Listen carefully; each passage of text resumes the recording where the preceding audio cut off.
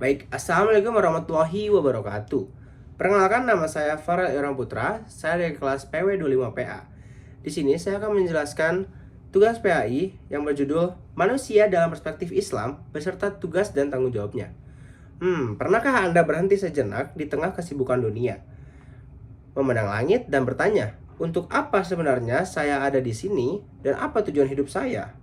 Di tengah miliaran manusia, apa peran spesifik saya? Tentu ini bukan sekedar pertanyaan filosofis. Ini adalah inti dari pencarian makna setiap insan.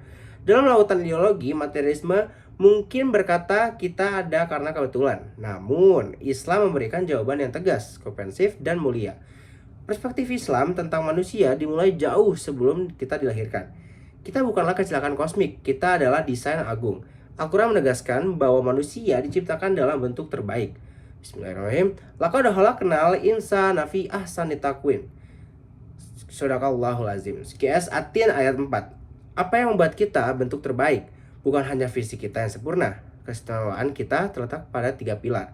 Yang pertama, akal atau akal. Kita diberi kemampuan untuk berpikir, menganalisis, belajar, dan membedakan mana yang baik dan buruk. Akal adalah cahaya yang membimbing kita memahami tanda-tanda kebesarannya.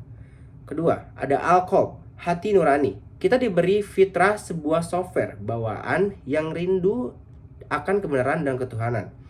Jauh di lubuk hati, kita semua mengakui adanya Sang Pencipta, yaitu Allah Subhanahu wa Ta'ala.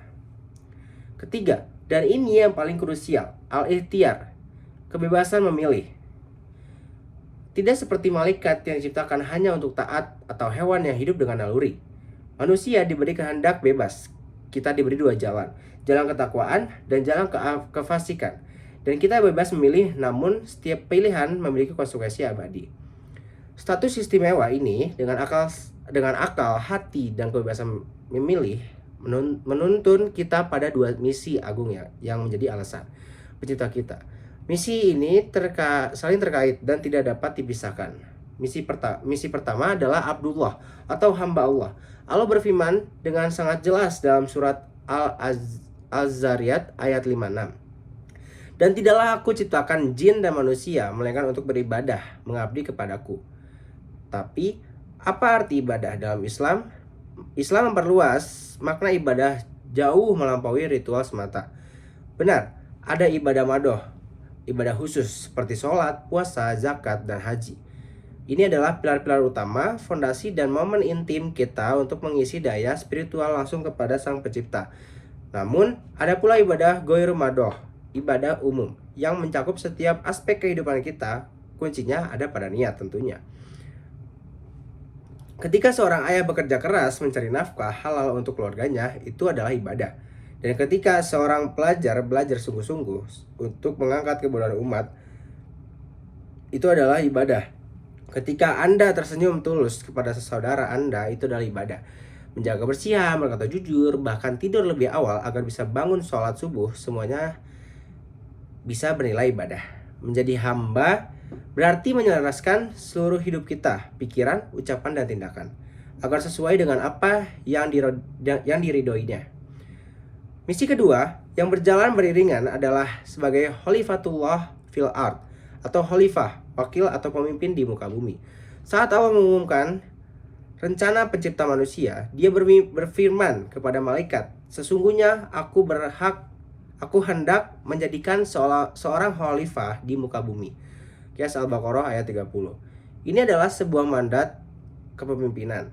Menjadi khalifah bukan berarti kita bebas menguasai dan mengeksploitasi bumi semau kita. Justru sebaliknya, khalifah adalah seorang manajer yang diberi amanah oleh sang pemilik. Tugas kita adalah istimar, memakmurkan bumi.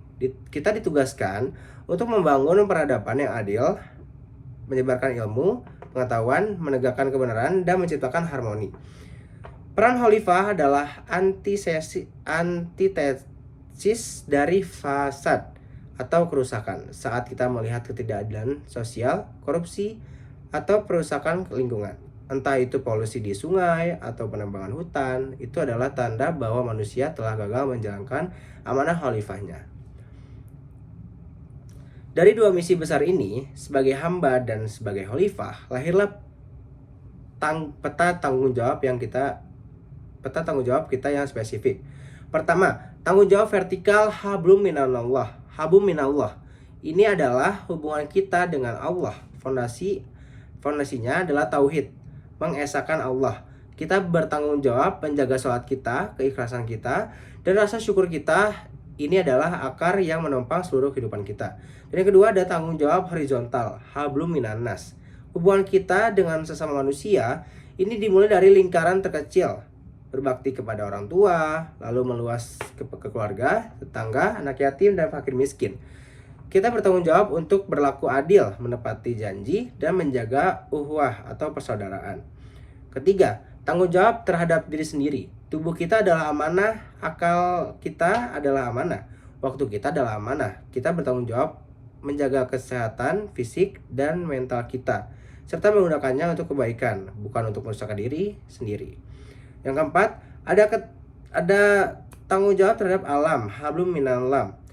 Sebagai khalifah, kita adalah penjaga alam ekosistem. Dilarang membuat israf berlebih-lebihan dan memanfaatkan sumber daya alam boleh, tapi mengeksploitasinya hingga rusak adalah sebuah pengkhianatan terhadap tugas kekhalifahan. Jadi, inilah manusia dalam perspektif Islam. Kita bukan makhluk yang tersesat tanpa tujuan. Kita adalah ciptaan yang terbaik dengan misi ganda yang agung. Kita adalah hamba yang tunduk secara vertikal kepada Allah dalam setiap nafas, dan kita adalah khalifah yang proaktif secara horizontal, membawa keadilan dan kemakmuran di bumi. Keseimbangan antara keduanya adalah kunci. Menjadi hamba yang taat tanpa peduli sosial adalah timpang. Menjadi aktivis sosial tapi melupakan ibadah karena Allah adalah rapuh. Hidup kita di dunia ini adalah perjalanan untuk membuktikan kelayakan kita atas dua gelar mulia itu, agar kita tidak hanya sukses di dunia, tapi juga meraih tujuan akhir, menjadi pribadi yang utuh dan menjadi rahmatan lil alamin, rahmat bagi seluruh alam. Oke, Sobat Sohaib, sekian mungkin video saya. Maaf bila ada salah kata atau salah ucapan. Terima kasih. Wassalamualaikum warahmatullahi wabarakatuh.